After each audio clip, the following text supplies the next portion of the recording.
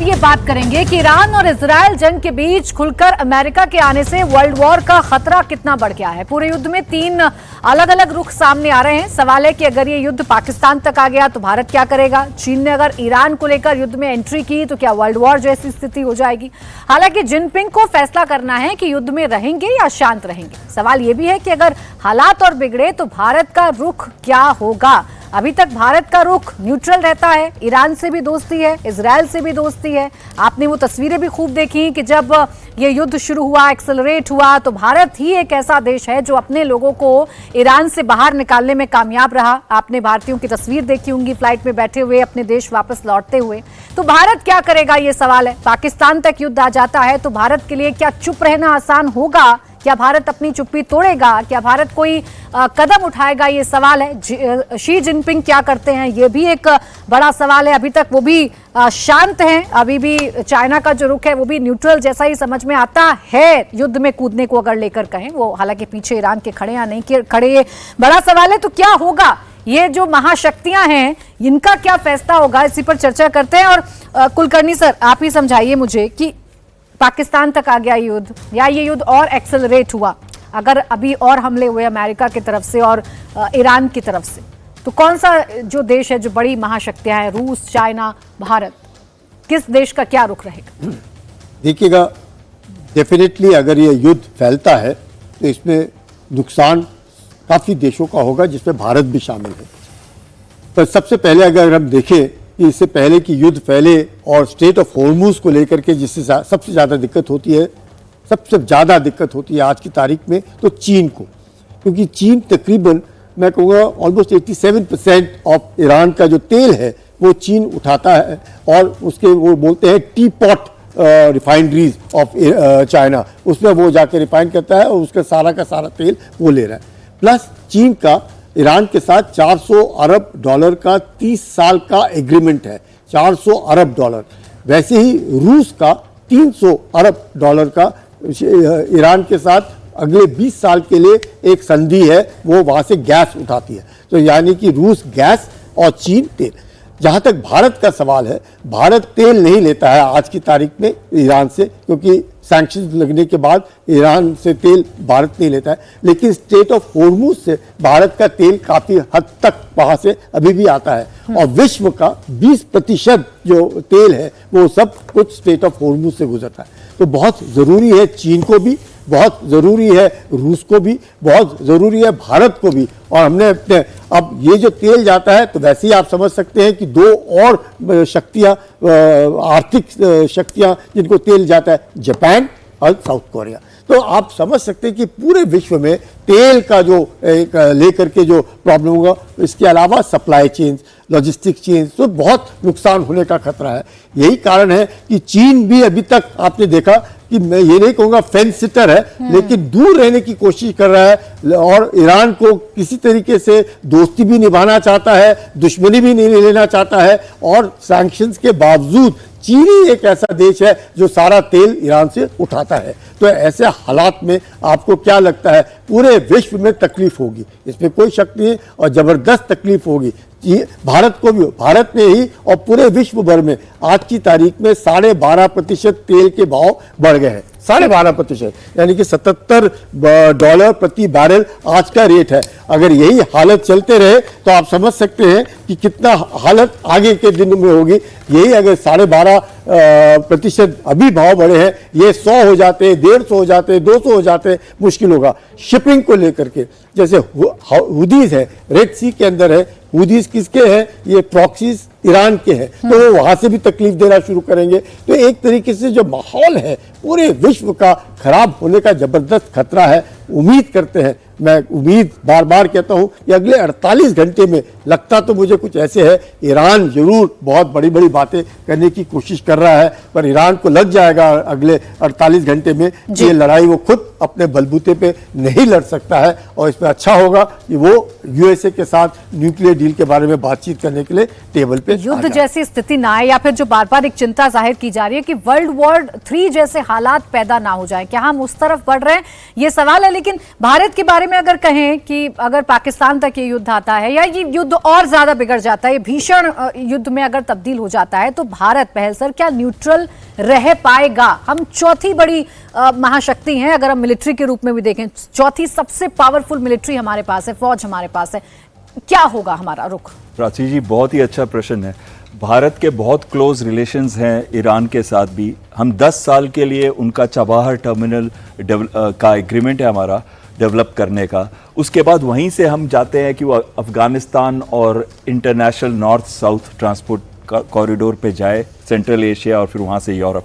और दूसरी तरफ अगर हम इजराइल के साथ देखें, हमारी बहुत अच्छी डिफेंस कोऑपरेशन उनके साथ है, बहुत क्लोज रिलेशंस है। हम उनसे फैल्कन एवैक लेते हैं, हम उनसे सर्चर मार्क 2, मार्क 1, हीरॉन, हेरॉप, हार्पी, बड़े सारे उनसे हम ड्रोन्स भी लेते हैं। उनकी कई प्राइवेट कंपनीज टेक्नोलॉजी शेयर करती हैं हमारे देश के अंदर, ड्रोन्स बनाने में भी और डिफेंस कोऑपरेशन के अंदर भी। तो कहीं ना कहीं इजराइल के साथ भी बहुत क्लोज रिलेशंस है, हमारे अमेरिका के साथ भी बहुत क्लोज रिलेशंस है। हम अमेरिका और क्वाड के अंदर हम एक बहुत इंपॉर्टेंट रोल प्ले करते हैं पूरी स्टेबिलिटी के लिए इंडो पैसिफिक रीजन के अंदर।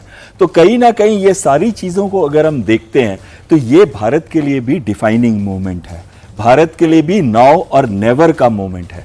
भारत के लिए अगर जैसे कि माइकल रूबिन, उन्होंने एक बड़ा अच्छा स्टेटमेंट दिया इस अटैक के बाद, अमेरिकन अटैक के बाद। उन्होंने कहा है कि सिर्फ भारत ही एक ऐसा रोल प्ले कर सकता है जो कि इस युद्ध को एक एग्रीमेंट की तरफ लेके जा सकता है। क्यों कहा उन्होंने, उस बात पे भी हम ड्वेल कर सकते हैं। उन्होंने इसलिए कहा क्योंकि भारत के तीनों के साथ अभी क्या हुआ था, पिछली बार जब लिबिया की बात आई थी ना 2011 के अंदर, अगर आपको याद हो, गद्दाफी को मारा गया था। तो 2011 में जब उसको मारा गया, यह कहा गया था कि केमिकल वेपन्स हैं वहां पे और केमिकल वेपन्स की वजह से वो अटैक हुआ। हालांकि गद्दाफी ने कहा था आप आके इंस्पेक्ट कर लीजिए, लेकिन उन्होंने इंस्पेक्ट नहीं किया, अटैक किया और उसको फिर ट्रांजिशनल फोर्स ने मार दिया था एनकाउंटर के अंदर। तो अब अगर उसको देखें, एग्जाम्पल इराक का देखें, जब कह रहे थे कि उनके पास न्यूक्लियर वेपन था और निकला कुछ भी नहीं था। तो इन सब में ईरान को विश्वास इस समय किसी भी देश पे नहीं होगा, चाहे वो organisation of Islamic cooperation countries का है या फिर अमेरिका है या पश्चिम देशों का है। हालांकि वो जेनेवा जरूर गए थे, उनका विश्वास भारत के ऊपर हमेशा रहेगा। तो जब भारत के लिए भी ये डिफाइनिंग मोमेंट, अगर हम दिखाना चाहते हैं कि actual Nobel peace prize Modi ji को मिलना चाहिए, जो हमेशा से कहते आए हैं कि ये युग युद्ध का युग नहीं है, तो ये बहुत इंपॉर्टेंट है कि भारत शायद रोल प्ले कर सकता है, लेकिन बहुत ही सेंसिटिवली प्ले करना पड़ेगा इस रोल को, ताकि ना ऐसे सिचुएशन में ना फंस जाए, ना हम इस साइड करें ना हम उस साइड करें। कुल देखिए, वक्त तो ऐसा आएगा कि कोई ना कोई फैसला लेना पड़े। चाइना, यूरोप, हम एशिया, अगर हम भारत की बात कर लें तो ये इन सब पर निगाहें टिकी होंगी कि अगर ये युद्ध एक्सेलरेट होता है, अगर यहाँ से ईरान अमेरिका के ऊपर कोई हमला करता है, डायरेक्ट ना हो, उसके बेसिस पर ही हमला करे, तो फिर क्या अमेरिका दोबारा हमला करेगा? और अगर ऐसा होता है तो जो हम बार बार कह रहे हैं कि क्या थर्ड वर्ल्ड वॉर की तरफ ये पूरी दुनिया बढ़ रही है, और अगर ऐसा होगा तो कौन किधर जाएगा? अगर चीन की मूवमेंट की बात करें दत्ता सर, तो चीन जरा सा भी इधर से उधर हुआ, अभी तक तो वो भी शांति की बात करता है, डायरेक्ट फाइट या युद्ध में जाए चीन, ऐसा भी नहीं लगता है। लेकिन अगर चीन जरा सा भी इधर से उधर हुआ तो बहुत हद तक निर्भर करेगा कि स्थिति क्या होगी दुनिया की, ये वर्ल्ड वॉर 3 की तरफ जाएंगे या नहीं जाएंगे। प्राची, बिल्कुल भारत का एक बहुत अहम रोल है पूरे इंटरनेशनल इक्विलिब्रियम में, अगर मैं जिसको बोलते हैं समावेश में। भारत की मित्रता सबके साथ में है, सिवाय एक देश पाकिस्तान, ये तटपुंजिया गद्दार मुल्क पाकिस्तान। तो जहाँ तक अमेरिका है, हमारी दोस्ती है, रूस के साथ है, यूक्रेन के साथ भी है, ईरान के साथ अच्छी दोस्ती है, हमारा एक बड़ा सिविलाइजेशन कनेक्ट है, इजराइल के साथ हमारी अच्छी दोस्ती है, हमारी दुश्मनी किसी के साथ नहीं है सिवाय एक मुल्क के, मैं सरेआम बोल रहा हूँ। चीन के साथ भी अगर वो हमारे साथ एक अच्छे नेबर की तरह रहना चाहे तो दुश्मनी नहीं है, अगर वो कुछ गड़बड़ करेगा तो हम उसको भी निपट लेंगे। तो आज के दिन में भारत का अहमियत, भारत की जिम्मेवारी काफ़ी है। हम एक मित्र की तरह बीच में मध्यस्थता कर सकते हैं अगर हमको रिक्वेस्ट किया जाए। अगर इजराइल चाहे और आपका ईरान चाहे तो हम ज़रूर ये उनका जो मैसेज है कन्वे कर सकते हैं कि हम किस लेवल पे, क्या बॉटम लाइन के ऊपर हम एक्सेप्ट करेंगे अगर कोई डील एक्सेप्ट करेंगे। मैं आपको थोड़ा सा और कुछ बता देना चाहता हूँ। जहाँ तक ये फोर्दो का सवाल है कि हमने बम मार दिए, आपको मालूम है कि गाजा के अंदर कितने किलोमीटर की टनल बनी हुई है? क्या इजराइल उन टनल्स को बर्बाद कर पाया इतने 1 साल 9 महीने के अंदर? ईरान जो उसका एक सपोर्टर था, जिसके इंजीनियर उनको सपोर्ट कर रहे थे, आप ये मान के चलें ये फोर्दो वगैरह सबके नीचे सैकड़ों किलोमीटर की इनकी टनलें होंगी। कहाँ? ईरान के नीचे। तो आप स्ट्राइक कहाँ कर रहे हैं? एक जगह पे मान लीजिए घेरे में कर रहे हैं, आपकी टनल तो वहां तक जा रही है, मैं यहां से मटेरियल शिफ्ट करके वहां कर गया, आपको मालूम नहीं मैंने कहां स्ट्राइक करना है। कहां पे स्ट्राइक करेंगे? इजराइल ने खत्म कर पाया टनल्स अभी गाजा के अंदर।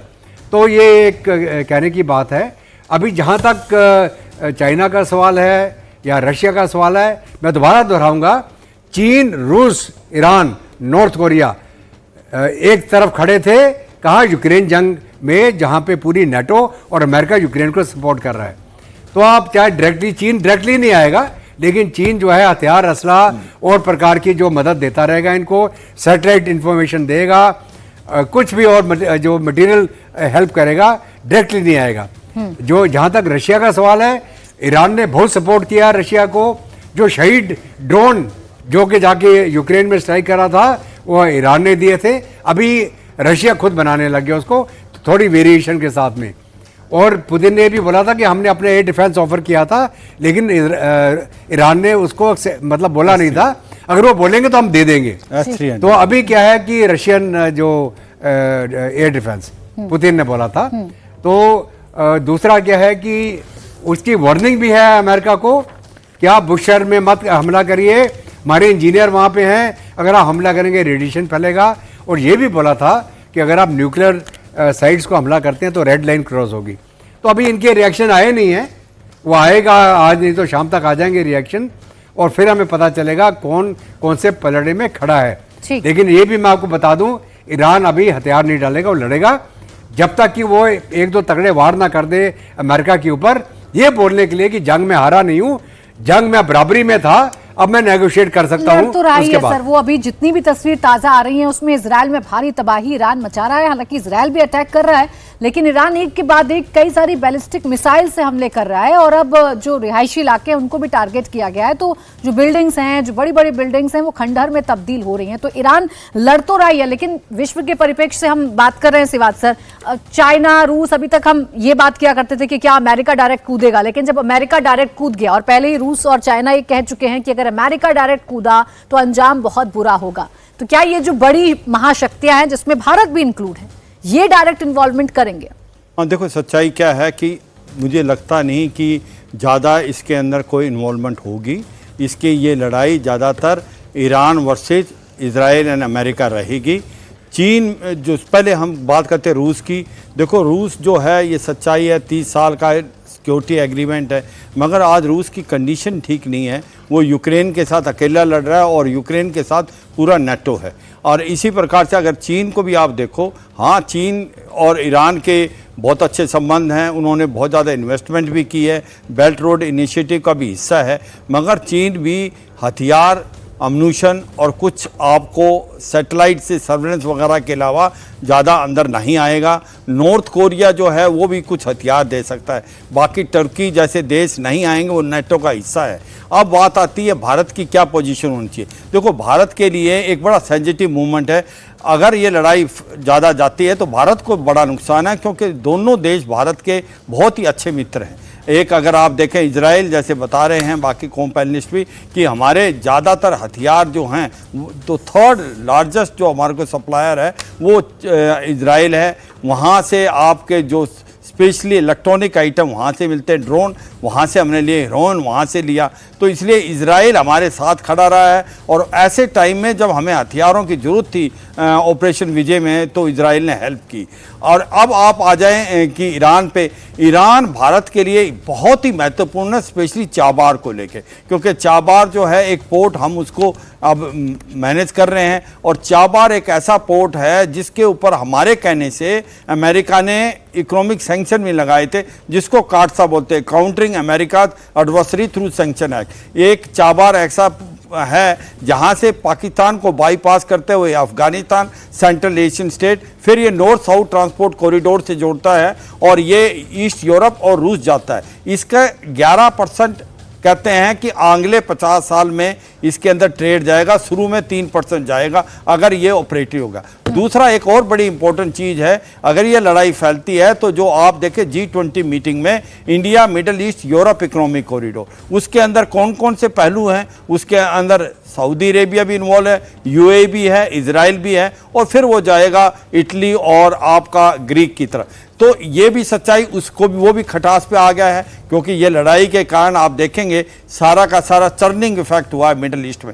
तो मैं तो ये कहूँगा कि लड़ाई भारत के लिए बिल्कुल अच्छी नहीं है। इसके बाद ये सेंट ऑफ हार्मूज अगर बंद हो जाता है तो हमारा 28% ऑयल भी मिडिल ईस्ट से आता है। हमारे 1 करोड़ के करीब जो लोग काम करें गल्फ में, उनका भी रहना मुश्किल हो जाएगा, क्योंकि रेमिटेंस हमारे पास 10 से 15 बिलियन डॉलर आता है। तो ये भी सच्चाई। तो आप ये देखें कि भारत को कोई फायदा नहीं है, लड़ाई बढ़ती है तो हमारे लिए बहुत ही ऐसा है कि हमें एक सेंसिटिव इशू हो गया। अब हम किसका साइड लें? मुझे नहीं लगता हमें किसी का साइड लेना चाहिए, क्योंकि ये एक बहुत ज़्यादा इंपॉर्टेंट है। क्या भारत कोई रोल प्ले कर सकता मीडिएशन का? हाँ, बिल्कुल कर सकता है, क्योंकि भारत की दोस्ती दोनों से है। और भारत, जैसे बिल्कुल ठीक बोला, भारत के प्रधानमंत्री ऐसे प्रधानमंत्री हैं जिन्होंने पुतिन की आंखों में आके डाल के बोला था this is not an era of war. और भारत कहता है डायलॉग और डिप्लोमेसी से ही आप कोई सोल्यूशन निकालो, बैटल फील्ड में कोई सोल्यूशन निकलता। इसको मद्देनजर रखते हुए मुझे लगता है कोई कंस्ट्रक्टिव रोल प्ले कर सकता है कोई देश तो भारत है, क्योंकि भारत दोनों के साथ दोस्त है। मुझे लगता है कि आने वाले टाइम में ये लड़ाई अगर बंद होगी तो भारत के लिए फायदा है। अगर ये लड़ाई चलती है या फैलती है तो भारत को काफी नुकसान। ठीक है, न्यूट्रल रहना कितना मुश्किल होगा ये तो आने वाला वक्त बताएगा, लेकिन जैसा बहल सर आप कह रहे थे कि एक अच्छा रोल प्ले कर सकता है भारत इस पूरे के पूरे विवाद को रोकने के लिए, इस युद्ध को रोकने के लिए। ये तो रही बात भारत की, लेकिन अगर आप वर्ल्ड वाइड देखिए और यूएन की अगर आप चर्चा कर लीजिए तो एक स्टेटमेंट उनकी तरफ से सिर्फ जारी कर दिया गया कि भाई ये बहुत डेंजरस हो रहा है, ये जो एक्सेलरेशन हो रहा है बहुत डेंजरस हो रहा है। लेकिन यूएन जिस लिए बना, क्या वो काम कर पा रहा है? क्या वो इन हालातों को देख पा रहा है, रोक पा रहा है? या एक बिल्कुल सही कह रहे हैं। क्या बोलूं उसके बारे में? देखिए, गुटेरस की स्टेटमेंट बहुत क्लियर है। वो कह रहे हैं डेंजरस अलार्मिंग सिचुएशन है। वो ये कह रहे हैं कि डी एस्केलेट करिए अर्जेंटली। लेकिन उन्होंने अभी तक क्या रोल प्ले किया है रशिया यूक्रेन युद्ध के अंदर, क्या रोल प्ले किया है गाजा के युद्ध के अंदर, क्या रोल वो प्ले कर सकते हैं? उनकी तो फंडिंग सारी अमेरिका से आती है, और अगर अमेरिका ये फंडिंग रोक देता है, जो मेजॉरिटी फंडिंग है, सारी तो नहीं आती बट अ लार्ज परसेंटेज जो आती है फंडिंग वो अमेरिका से आती है या फिर कुछ यूरोपियन देशों से आती है, तो कहीं मुझे नहीं लगता कि उनका कोई भी रोल है वो कर पाएंगे। वो सिर्फ स्टेटमेंट दे सकते हैं, इससे ऊपर एनफोर्समेंट की अपनी कोई फोर्स नहीं है उनकी। एक चीज आप कह रहे थे वर्ल्ड वॉर 3 की, जो पुतिन साहब का स्टेटमेंट था, जो उन्होंने कहा था कि अगर अमेरिका अटैक करता है तो ये वर्ल्ड हो सकता है कि चला जाए वर्ल्ड वॉर 3 की तरफ। लेकिन इसमें एक दो चीजें आ जाती हैं। चीन, जिसने लास्ट कुछ सालों से बहुत महत्वपूर्ण रोल प्ले किया है गल्फ कंट्रीज के अंदर, अगर आपको याद हो तो कुछ साल पहले वो आए थे और सारे गल्फ कंट्रीज के जो लीडर्स थे सब एक जगह पे गैदर हुए थे चीन की मीटिंग के अंदर, और उन्होंने मध्यस्थता करी थी रिलेशनशिप बेटर करने के लिए ईरान और सऊदी अरेबिया के बीच में। तो जो बहुत सालों से डिप्लोमेटिक रिलेशंस नहीं थे वो वापस एस्टैब्लिश करवाए थे। चीन चाहता था कि उसकी एक इमेज बने पूरे वर्ल्ड के अंदर कि वो अल्टरनेटिव है यूएस का, और उसने बड़ी अच्छी एक अपनी 25 साल की रिलेशनशिप इनके साथ शुरू की है 2021 से ईरान के साथ, और ईरान ही को ही लेके आए 2023 के अंदर वो शंघाई कोऑपरेशन ऑर्गेनाइजेशन के अंदर। लेकिन इन सब चीजों का कोई मीनिंग नहीं रह जाता जब उन्होंने 11.1 मिलियन बैरल्स पर डे जो ऑयल लेते थे ईरान से, उन्होंने कम करके आज 7,40,000 बैरल पर डे ले रहे हैं, यानी कि वो वाला शिफ्ट कर दिया है कतर और सऊदी अरेबिया की तरफ, क्योंकि उनको लग रहा था कि ईरान इस वॉर के अंदर लास्ट ईयर से चला जा रहा है, तो लास्ट ईयर से लेके इस ईयर और खासकर इस ईयर के अंदर उन्होंने ईरान से ऑयल लेना कम कर दिया, बहुत कम कर दिया। दूसरी चीज और बहुत महत्वपूर्ण चीज, उनकी जो इमेज थी ऑल्टरनेटिव की, अब वो कुछ भी नहीं करता। अभी तक तो म्यूटेड स्टेटमेंट्स आए हैं उनकी तरफ से कोई मेजर स्टेटमेंट या कोई मेजर कंडेमनेशन भी नहीं आया अमेरिका के लिए अभी तक। आएगा जरूर, आया नहीं अभी तक। लेकिन उसके बाद क्या होगा? क्या वो अपनी फौजों को भेजेंगे? नहीं होगा। बोथ रशिया एंड चाइना सिर्फ सैटेलाइट इंटेलिजेंस में मदद कर सकते हैं, डिफेंस इक्विपमेंट में मदद कर सकते हैं, क्योंकि ईरान ने ड्रोन्स दिए थे रशिया को, शाहिद 136, और साथ में ड्रोन मैन्युफैक्चरिंग की कैपेबिलिटी उनकी एस्टैब्लिश करवाई थी, मदद करी थी उनकी रशिया के अंदर जब रशिया यूक्रेन का युद्ध चल रहा है। तो उनका भी कोई ड्यूटी बनती है, तो वो जरूर करेंगे डिफेंस इक्विपमेंट में, एयर डिफेंस सिस्टम्स में और इंटेलिजेंस में, वो करेंगे, सैटेलाइट इंटेलिजेंस में खासकर। लेकिन इससे ऊपर वो अपनी फौजें नहीं भेजेंगे या फिर कोई भी ऐसा स्टैंड नहीं लेंगे जहां पे अमेरिका के ऊपर दबाव बनाया जा सके, फिजिकल दबाव बनाया जा सके कि इस युद्ध को रोको। ठीक है, यानी टोटल ये निर्भर इस बात पर करेगा कुलकर्णी सर कि दुनिया कैसे बिहेव करेगी, या दुनिया में कितना बवाल इस युद्ध की वजह से आएगा, कि ईरान अभी कैसे रिएक्ट कर रहा है अमेरिका पर। देखिएगा, ईरान अभी कैच 22 सिचुएशन में है, हार की तादार पर है, पर हार मानने को तैयार नहीं है। तो ईगो है, और ईगो इतना बड़ा है कि उन्होंने ठान ली थी कि वो इजराइल का नामो निशान मिटाएगा। अब नामो निशान तो क्या मिटाएगा, खुद संकट में फंस गया है। और ऐसे संकट में जब उसके साथ विश्व में कोई भी खड़ा नहीं है, चीन भी खड़ा नहीं है, चीन ने उसका पूरा फायदा उठाया, रूस को उसने सपोर्ट किया, पर सब कोई सहानुभूति जरूर दे रहे हैं, आश्वासन दे रहे हैं, पर मदद पे कोई नहीं आ रहा। इसलिए मुझे लगता है आज की तारीख में ईरान के ही भले में है कि वो कुछ ना कुछ हो सकता है। ये नहीं कहूँगा मैं कि आज ही सरेंडर कर दे, पर धीरे धीरे करके मुझे लगता है वो जो रास्ता है ईरान का, वो धीरे धीरे वही करेगा, क्योंकि इससे ज़्यादा वो कर नहीं सकता है। मिसाइल्स की भी उसकी अब लिमिटेशंस हैं, और प्लस उसके ड्रोन्स की लिमिटेशंस हैं, इजराइल की भी लिमिटेशंस हैं। इजराइल को भी उसका असर अब लगने लगा है, इसमें कोई शक नहीं, क्योंकि जो भी मिसाइल ईरान से फायर होगी और जो जहाँ पर अगर गिरेगी तो इजराइल का नुकसान होगा, क्योंकि इजराइल सिर्फ 420 किलोमीटर लंबा देश, 135 किलोमीटर चौड़ा देश, कितना कहाँ क्या खाए, कुछ ना कुछ। और ईरान बहुत बड़ा, जितने आप लोग ग्राफिक्स दिखाते हैं आप समझ सकते हैं कि इर्द गिर्द कुछ भी नहीं है। और जिस प्रकार से नुकसान हो रहा है आज टेल अवीव में, जिस प्रकार से नुकसान हो रहा है हाइफा पोर्ट में, टेल अवीव सेंट्रल में, और तो मुझे लगता है ये नुकसान इजराइल ने आज तक नहीं देखा होगा जितना नुकसान हुआ है। वही नुकसान तेहरान, एक बहुत पुराना सभ्यता, और ख़त्म। मुझे लगता है कि विश्व में अब तबाही अगर रुकवानी है तो ईरान ही रुकवा सकता है, थोड़ा संयम बरत करके, ये सोच करके कि ठीक है जो हुआ सो हुआ।